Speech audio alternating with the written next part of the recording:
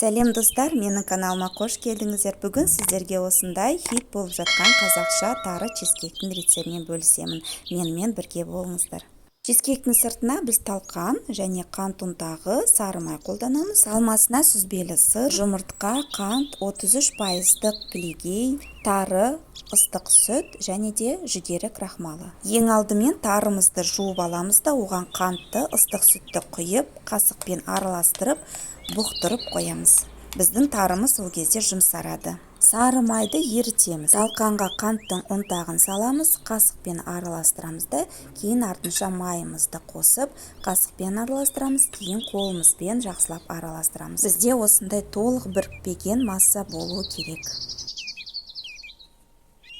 Енді диаметрі 18, не болмаса 17 сантиметрлік кольцоны алып, асты жағын фольгаға орап, үстінен пергамент қағазын салып, енді осы талқанымызды саламыз.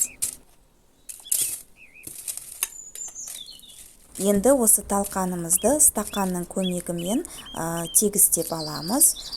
Астын жақсылап тегістеп алғаннан кейін жан жағын бортиктарын шығарып тегістейміз. Міндетті түрде бортиктарын кішкене жоғары етіп жасаңыздар. Міне осымен біздің формадағы талқанымыз дайын болды. Салмасын жасаймыз.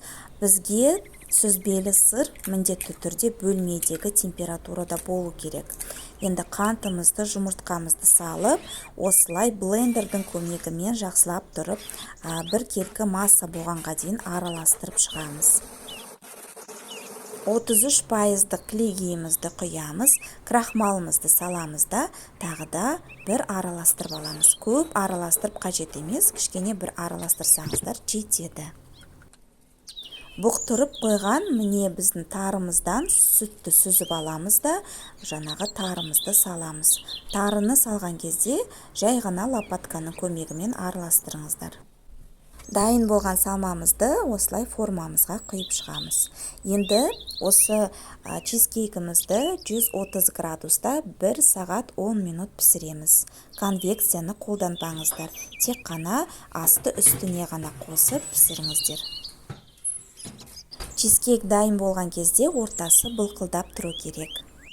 Дайын болған чизкейкті 2 сағат бөлме температурасында, 6 сағат холодильникте ұстаңыздар. Сол кезде чизкейктеріңіз өте дәмді болады. Достар, менің каналыма тіркеліп, лайк қойып, пікірлеріңізді жаза отырыңыздар. Алдыда әлі көптеген рецепттер болады. Және де осы қазақша чизкейкті менің рецептімен жасаңыздар, сіздерге ұнайтынына мен 100% кепіл беремін. Келесі кездескенше күн жарық.